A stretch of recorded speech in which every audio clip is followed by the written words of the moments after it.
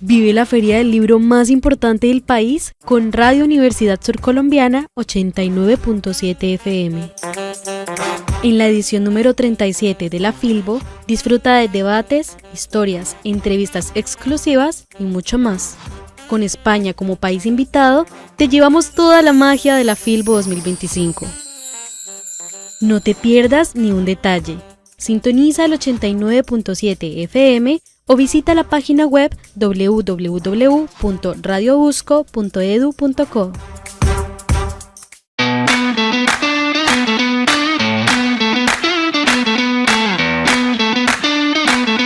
Hola, es un gusto saludarlos y acompañarlos desde la Feria Internacional del Libro en esta versión número 37. Radio Universidad Surcolombiana 89.7 FM hace presencia en la Feria del Libro junto con la editorial Universidad Surcolombiana, la editorial de nuestra casa de estudios. Entonces, pues la idea es conversar acerca de un poquito de la dinámica de la feria y también compartir con nuestros oyentes y con quienes nos ven a través de pues, las cámaras de nuestras redes, un poco de los libros, compartir un poquito con los autores, especialmente de nuestra casa de estudios. Mi nombre es Tania Montano, en el máster nos acompaña Laura Garzón y en la parte periodística Gerson Ramírez. Gerson, saludar también a todos nuestros oyentes y a quienes nos están observando. Así es, un saludo para todos y todas. Ustedes escuchan el paisaje sonoro de Por Ferias y compartiendo con ustedes podemos decir caluroso saludo desde la emisora de la universidad en nuestro stand, bien lo decía Tania, stand 334, pabellón 8, así que a todos y todas bienvenidos, bienvenidas y desen el paso por aquí por el stand y pueden adquirir los libros de nuestros investigadoras. Así es, Gerson, y pues como ustedes podrán darse cuenta, nos acompaña entonces la profesora María Mercedes Hernández. Ella es docente de nuestra casa de estudios y también vamos a conversar acerca de este libro, La Casa de Asterión, reinterpretación del mito del Minotauro en la poesía española actual, a propósito de España como país invitado en la Feria Internacional del Libro pues de este año. Profe, bienvenida, qué gusto que esté con nosotros y pues inaugurar también esta presentación, este espacio con usted. Hola Tania, hola Gerson, hola Laura, bueno, muchas gracias y bueno, tú lo has dicho, pues a propósito de que este año es España el país invitado, pues la Universidad Surcolombiana quiso que yo volviera otra vez con este texto, pues dado que pues se centra en la poesía española, pues muy a propósito del país invitado. Entonces, pues ese es uno de los motivos por los que estoy aquí, pues de nuevo acompañándolos en la Feria del Libro y pues por supuesto un gusto también pues darnos estos espacios y conocer también a otros autores y también conocer las diferentes obras que está presentando la Universidad Surcolombiana en esta edición, ¿no? Así es, profe, y bueno, para los que no conocen acerca de pues quién es Asterión, quién es la casa de Asterión, de dónde viene pues este mito, yo no sé si de pronto allá en cámara lo puedan observar, hablemos un poquito para nuestros oyentes pues de qué se trata precisamente este libro, porque quizás para los que conozcan o les guste un poquito la mitología, de pronto ya lo referencian, pero quizás para los que no tengan esa cercanía, pues de qué se trata este libro. Bueno, Asterión, como tú lo dices, pues sí, es un personaje mítico de la mitología griega. Asterión es el Minotauro, lo conocemos más por el personaje que es, aquel que estaba en el laberinto y que Teseo tuvo que darle muerte para salvar a los atenienses del cruel tributo que tenían que pagar cada año a Creta. Pero también en el título pues vemos que se llama La Casa de Asterión. La Casa de Asterión también hace alusión al cuento fantástico de Borges que sale en el Aleph. ¿Y por qué pues La Casa de Asterión es la poesía española? Porque esto pues es producto de una investigación que hice sobre el mito de Teseo, dentro del cual pues se encuentra el mito del Minotauro. Hay que recordar que la mitología griega se entretejen diferentes historias, los diferentes personajes se entretejen en diferentes hazañas y aquí pues converge este mito. Sin embargo, cuando yo estaba estudiando este mito, pues uno de los personajes, por supuesto Asterión, vi en los diferentes poetas españoles que uno de los referentes es el texto de Borges. así, digamos, aunque por ejemplo nosotros en América Latina, de pronto los mitos nos llegan un poco, los tenemos más distantes en tiempo y en espacio, sin embargo pues son parte de la cultura occidental y de una u otra manera nos llega. Y entonces ese texto de Borges, que es argentino, sirvió de inspiración a una época de poetas españoles. Entonces eso fue uno de los descubrimientos que yo hice en el trabajo de esa investigación. Entonces es por eso allí que este se constituye como un texto fuente. Digamos que los textos fuentes en términos generales en Europa pues van a llegar de la mano de pronto de otros autores que son mucho más clásicos, y digamos que el texto el mito de Teseo por lo general llega de la mano como autores como Ovidio, como Catulo, como Plutarco, son los principales que van a tocar estos mitos, pero que llegue un latinoamericano y que se convierta en texto fuente, pues es aquí lo llamativo. Es por eso que pues aquí convergen pues todos esos escenarios. Bueno, vale, profe. Y como hablamos de reinterpretación, hay una selección también de unos poetas, de su trabajo, si no estoy mal son 10 que la profe empieza a hacer todo este análisis. Sí, bueno, estos poetas seleccionados precisamente es porque retoman a Borges, porque hay otros, hay más poetas actuales que retoman el mito del Minotauro, pero no lo hacen a la luz de Borges. Aquí lo interesante es que es Borges. Entonces todos los poetas que vamos a encontrar aquí, bueno, los poemas, porque también estos poetas escriben otros poemas, pero no a la luz de Borges. Entonces estos poemas que están acá, vamos a encontrar esa impronta de Borges. ¿Qué es lo interesante en los mitos? Digamos que los mitos también, aunque pues no estemos hablando de pronto de autores más actuales, los mitos como no son contados por una sola persona, sino que los mitos se van construyendo. Entonces siempre los mitos pues tienen de pronto algunas variaciones y con el tiempo se van, digamos, imprimiendo según el autor, según la versión, pues va esa impronta de esa persona. Entonces también los mitos, se van transformando en el tiempo. ¿Qué es interesante del mito? Digamos, las personas que nos adentramos en los mitos, es que los mitos cuentan realidades, ya sean históricas, religiosas, políticas, y pues el mito del Minotauro también, bajo esa recreación, nosotros nos quedamos en esa parte fantástica, pero bajo esa recreación hay una serie de acontecimientos históricos, políticos y digamos un deseo del dominio sobre el mar Egeo. Es lo que nos está contando esa hazaña. Entonces se encuentran esas hazañas, de una manera velada, ¿no? Y el mito pues nos sirve como ese telón de fondo. ¿Qué pasa con Borges? Borges retoma el mito, pero Borges ya le da un giro. Y ya no está esa historia, sino que él está narrando otro escenario, aunque utiliza el personaje, pero ya Borges le está dando otra impronta. Y también tiene que ver, y ya es una impronta más personal que tiene que ver con cómo se siente él con el mundo, sobre todo a propósito en un momento en que él está perdiendo la visión y entonces él también está cambiando su manera de ser.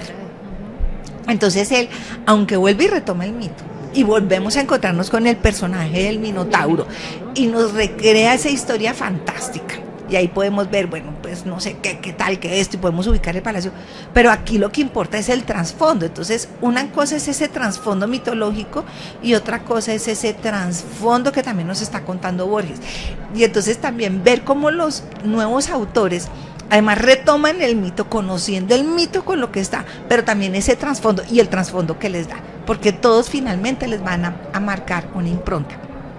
Y ahí hay lecturas que después que uno las hace, las hace algún autor, ya quedan como marcadas para siempre. Por ejemplo, otro ejemplo que es el de Edipo Rey. O sea, Edipo Rey, nosotros conocemos unas versiones, pero y algo, por ejemplo, que nos marca muchísimo su lectura, pues es lo que hizo Freud con el complejo de Edipo. Digamos, nosotros ya cuando nos enfrentamos a Edipo, aunque no hayamos leído mucho sobre el complejo, pero nosotros ya nos ronda en la cabeza eso. Entonces cuando yo lo leo, ya ahí hay una lectura que nosotros estamos haciendo. Pero es que antes de Freud también estuvo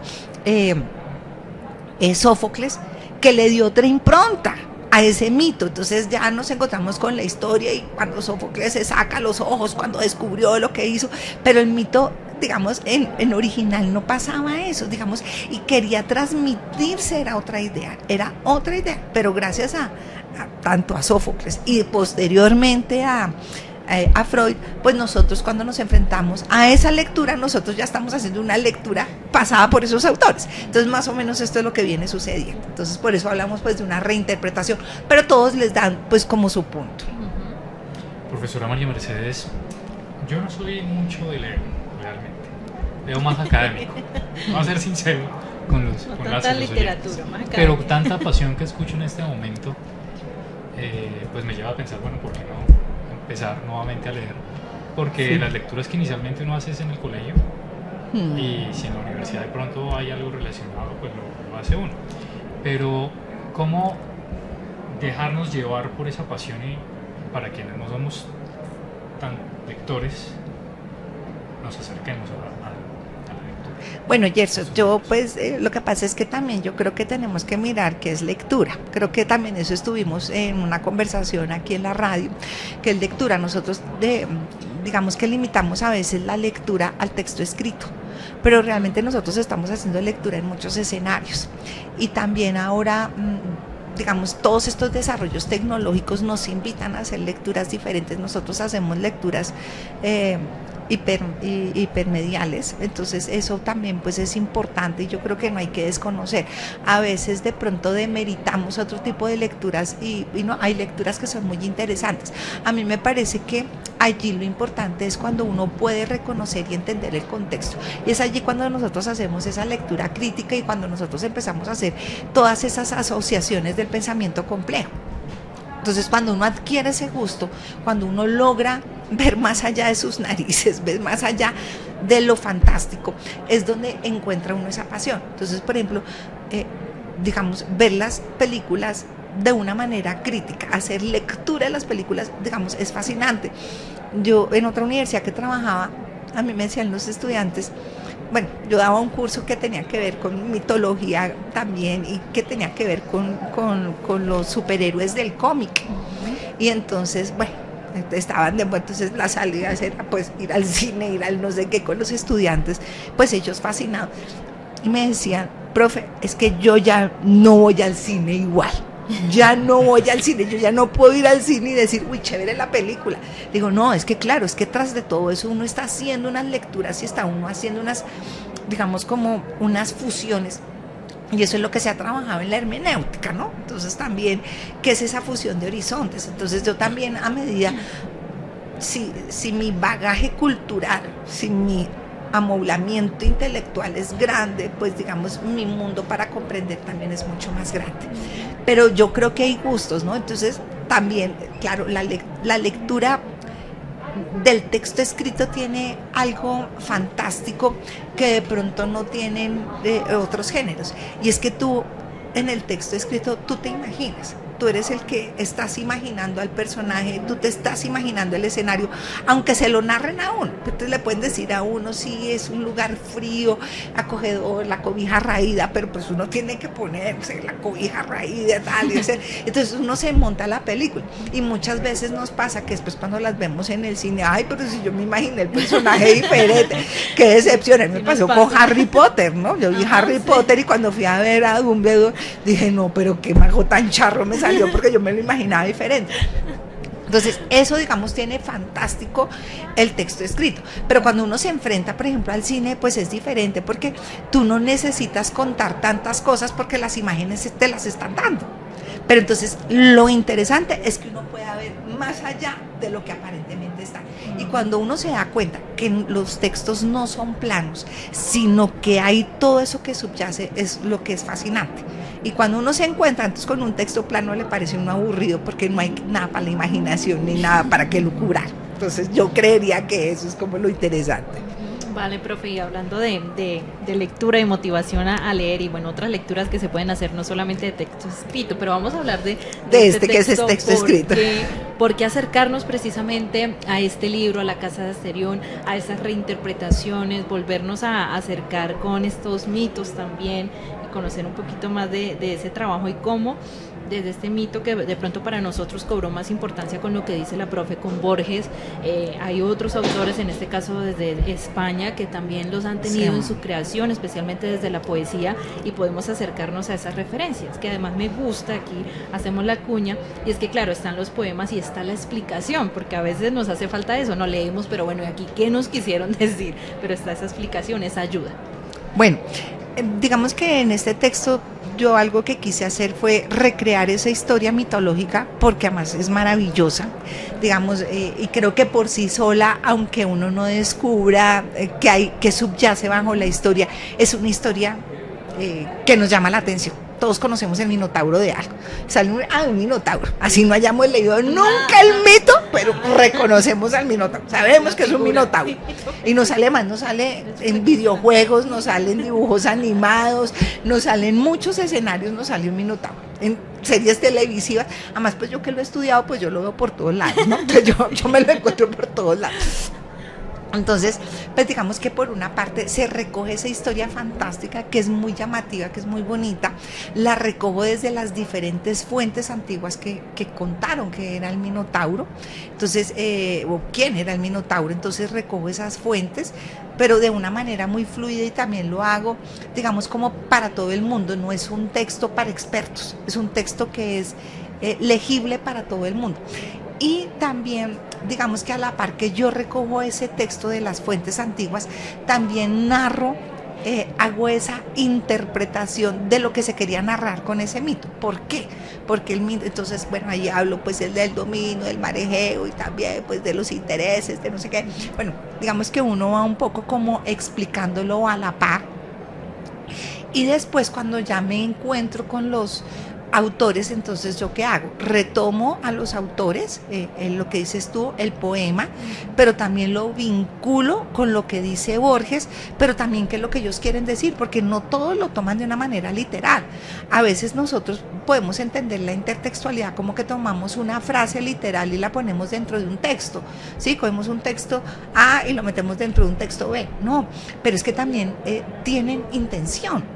O sea, no es solamente como un guiño a una cosa culta, que es aquí lo que hablábamos. Cuando nosotros vemos que eso no tiene trasfondo y que no hay cambio, pues decimos, bueno, pues ¿qué? Pues quiere dárselas aquí de sobrado. No.